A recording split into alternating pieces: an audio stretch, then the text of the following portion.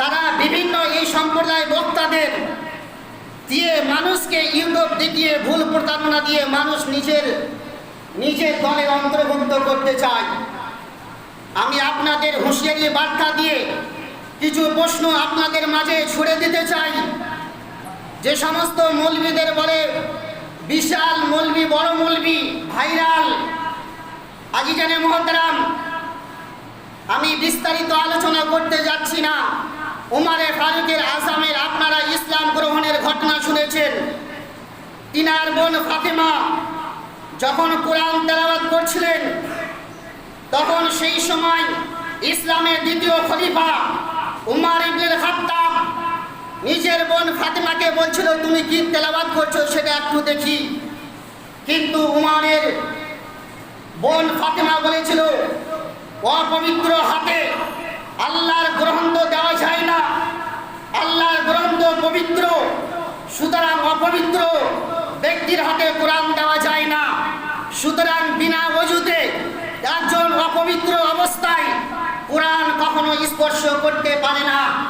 এই আজিজানে মুহতারাম, যেই সম্প্রদায় মৌলবীদের বক্তা শুনে আজ বিভ্রান্ত ছড়াচ্ছ, যেই বক্তাদের ইউটিউবে ফলো করে মানুষকে দেখিয়ে নিজের দলের অন্তর্ভুক্ত করতে যাচ্ছ, কান খুলে শুনে নাও। আব্দুর রাজ্জাক বিন ইউসুফ বলে, বিনা ওযুতে কোরআন শরীফ স্পর্শ করা জায়েজ। নাউজুবিল্লাহ বলুন। যদি বিশ্বাস না হয় তার প্রশ্ন উত্তর পর্ব খুলে দেখবেন। আব্দুর রাজ্জাক বিন ইউসুফ বলে, বিনা ওযুতে কোরআন শরীফ স্পর্শ করা জায়েজ। সুতরাং এই বার্তাটা ভুল। কোরআন শরীফ বিনা ওযুতে স্পর্শ করা শরীয়তে নাজায়েজ রয়েছে। বিনা ওযুতে কোরআন শরীফ তখন স্পর্শ করতে পারবে যখন কোরআন শরীফের উপরে কোনো গিলাফ থাকবে, কোরআন শরীফের উপরে কোনো জুজদান থাকবে, আর ওই ব্যক্তির যদি প্রয়োজন পড়ে ওই জুজদান বা কাপড়টা দিয়ে ধরে কোরআন শরীফ ধরতে পারে। তাছাড়া বিনা ওযুতে কোরআন স্পর্শ করা শরীয়তে নাজায়েজ। আর আব্দুর রাজ্জাক বিন ইউসুফ বলছে, বিনা ওযুতে কোরআন শরীফ স্পর্শ করা জায়েজ। দ্বিতীয় নম্বর প্রশ্ন হলো, আব্দুর রাজ্জাক বিন ইউসুফ বলে, আমরা জানি যে মেয়েরা যখন ঋতু অবস্থায় হয়, মেয়েরা যখন মিন্সের অবস্থায় হয়, মেয়েরা যখন হাইজের অবস্থায় হয়, তিনার সঙ্গে তিনার স্বামী মিলন করতে শরীয়তে নাজায়েজ বা হারাম রয়েছে। যেমন তিনার স্বামী স্ত্রীর সঙ্গে মিলামিশা করা যেমন হারাম, তেমনি একজন হাইজকৃত মহিলা, একজন ঋতুকৃত মহিলা, একজন মিন্সওয়ালি মহিলা কোনো মতেই কোরআন শরীফ স্পর্শ করে পড়তে পারে না। কিন্তু আজিজানে মুহতারাম, আব্দুর রাজ্জাক বিন ইউসুফ মানুষকে বিভ্রান্ত করার জন্য বাংলাদেশের ইউটিউব ভাইরাল বক্তা, তিনি বলেন যে মেয়েরা ঋতু অবস্থায়, হাইজের অবস্থায় কোরআন শরীফ ধরে স্পর্শ করে ধরে পড়তে পারে, এতে সমস্যা নাই। নাউজুবিল্লাহ বলুন। ব্রেনকে কুলাচ্ছে যে বিনা ওযুতে একজন মহিলা হাইজের অবস্থায় থাকবে, মিন্সের অবস্থায় থাকবে, আর ওই মহিলা কোরআন শরীফ ধরে পড়তে পারে, এটা শরীয়তে নাজায়েজ ও হারাম লেখা রয়েছে। আর উনি বলছেন মেয়েরা হাইজের অবস্থায় কোরআন শরীফ ধরে পড়তে পারে। আপনাদের ভুল বার্তা দিচ্ছি না, আপনারা খুলে দেখবেন অন্যান্য কিতাবের বই। তিনি বলেন, কোনো পুরুষ, কোনো ছেলে যদি হস্তমৈথুন করে স্বপ্নদোষ হয়, তাহলে ওই স্বপ্নদোষকৃত হস্তমৈথুনকৃত বিচ্ছু নির্গত হওয়ার পরেও সে ব্যক্তির গোসল না করলেও হবে। আপনারা গোসলের অধ্যায় খুলে দেখবেন, গোসল কি কারণে ওয়াজিব হয়। সেক্সের মাধ্যমে শরীর থেকে ধাতু ঝাঁকি দিয়ে শরীর নির্গত হলে, স্বপ্নদোষ হলে গোসল করা শরীয়তে ফরজ লেখা রয়েছে। যতক্ষণ পর্যন্ত গোসল ফরজ আদায় না করবে কোনো জিনিস স্পর্শ করতে পারবে না, কোরআন হোক কোনো হাদিসের কিতাব হোক। তিনি বলেন যদি কোনো ছেলে হস্তমৈথুন করে স্বপ্নদোষ হয়, তারপরেও গোসল না করলেও হবে। চতুর্থ নম্বর প্রশ্ন হলো, কয়েক মিনিট টাইম দিব, সমস্যা হবে, কয়েকটা প্রশ্ন আপনাদের মাঝে দিব, অসুবিধা আছে? চতুর্থ নম্বর হচ্ছে, কিতাবের মধ্যে রয়েছে আমাদের দিক থেকে এই সাইডটা হচ্ছে কাবা, এইদিকে কাবা কিনা, আমরা পশ্চিম বলি তো কাবার দিকে, তো শরীয়তের মাসলা হলো কাবার দিকে মুখ করে পেশাব পায়খানা করা শরীয়তে নিষেধ রয়েছে, জানেন তো? কাবার দিকে মুখমণ্ডল করে পেশাব পায়খানা করা শরীয়তে নিষেধ রয়েছে। হাওয়ালা চাইলে হাওয়ালা দিব, কিতাব আমার কাছে উপস্থিত আছে। যদি কোনো ব্যক্তি কোনো বাড়িতে কোনো পায়খানা পেশাবখানা যদি তৈরি করে থাকে আর কাবার দিকে যদি মুখ হয়ে যদি পেশাব করার যদি ওরকম পরিস্থিতি হয়ে থাকে, তাহলে সেই জিনিসটাকে ভেঙে উত্তর দক্ষিণ করতে বলেছে। আর আব্দুর রাজ্জাক বিন ইউসুফ বলে কাবার দিকে মুখমণ্ডল করে পেশাব পায়খানা করলে কোনো সমস্যা নাই। ৫ম নম্বর প্রশ্ন হলো, উনি বলেন সালামের ক্ষেত্র রয়েছে, কোন কোন পরিস্থিতিতে সালাম দেওয়া জায়েজ আর কোন কোন পরিস্থিতিতে সালাম দেওয়া নিষেধ। সালামের অধ্যায় গিয়ে দেখবেন বাবুস সালাম। বাবুস সালাম একটা চ্যাপ্টার আছে সালামের অধ্যায়। উনি বলছেন যে কোনো অবস্থাতেই সালাম দেওয়া জায়েজ, কোনো অসুবিধা নেই।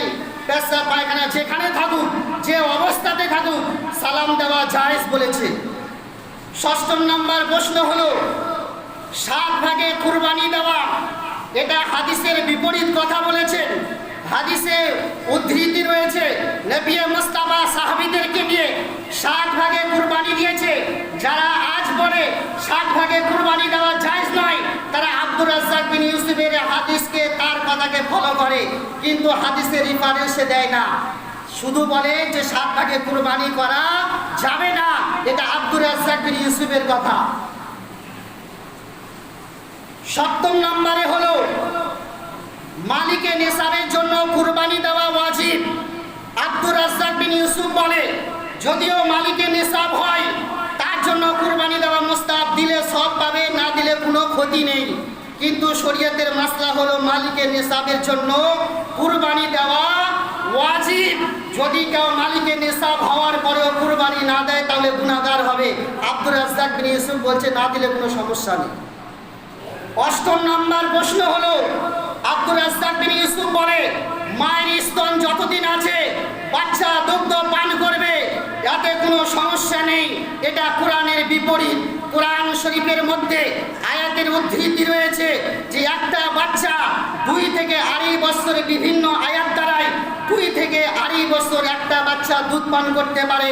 কিন্তু আব্দুর রাজ্জাক বিন ইউসুফ কোরআনের অপব্যাখ্যা করে মানুষকে বার্তা দিয়েছেন মায়ের স্তন যতদিন আছে বাচ্চা দুধ পান করতে পারে, এটা দুধ মায়ের জন্য বিধান, কথাটা ভুল।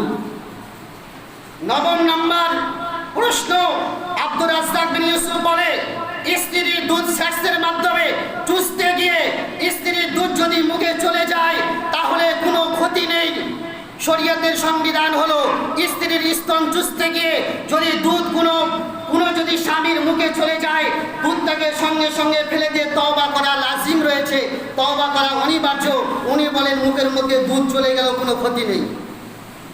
১০ম নম্বর প্রশ্ন হলো আব্দুর রাজ্জাক বিন ইউসুফ বলে মুসাফির ব্যক্তির জন্য কোনো সময়সীমা নেই, অথচ হাদিস শরীফের মধ্যে রয়েছে মুসাফিরের জন্য 3 দিন, কমসে কম 3 দিন, অতিরিক্ত 15 দিনের নিচে মুসাফিরের নিয়ত হতে হবে। এটার নাম হচ্ছে মুসাফির। উনি বলেন বাড়ি থেকে বেরিয়ে গেল, মুসাফির হয়ে গেল, এর জন্য কোনো সময়সীমা নেই, মাসলাটা ভুল। 11 নম্বর প্রশ্ন হলো আব্দুর রাজ্জাক বিন ইউসুফ বলেছেন সালাতুত তাসবিহ নামাজের কোনো বিধান নেই, অথচ নবী মুস্তাফা নিজের চাচা হযরত আব্বাসকে বলেছিলেন, এই আব্বাস আমি কি তোমাকে বলবো যে কোনো একটা মূল্যবান ইবাদতের কথা। নবী মুস্তাফা সাল্লাল্লাহু আলাইহি ওয়াসাল্লাম বলেছেন সালাতুত তাসবিহ তোমার যদি সম্ভব হয় প্রতিদিন পড়ো, যদি তা সম্ভব না হয় সাপ্তাহিক পড়ো, সাপ্তাহিক যদি সম্ভব না হয় মাসিক পড়ো, মাসিক যদি সম্ভব না হয় তাহলে তুমি বছরে পড়ো, বছরে যদি না হয় তোমার লাইফে একবার বলো। তিনি বলেছেন সালাতুত তাসবিহর কোনো বিধান নেই, এটাও মাসলা ভুল। 12 নম্বর প্রশ্ন হলো আব্দুর রাজ্জাক বিন ইউসুফ বলে আকিকা দেওয়ার জন্য আকিকার পশুর কোনো বিধান নেই। ন্যাংরা, খোরা, বোবা, লুলা, শিং ভাঙ্গা, কান কাট্টা, যাই হোক যেরকমে হোক আকিকা দিলে হয়ে যাবে, শুধু জীবন থাকলে হবে, জীব মানে আত্মা থাকলেই হবে, মাসলাটা ভুল। 13 নম্বর প্রশ্ন হলো যারা বলে ফেতরা টাকা দিয়ে দেওয়া যাবে না, এটা বর্তমান সমাজে বিভ্রান্ত করেছে আব্দুর রাজ্জাক বিন ইউসুফ। তিনি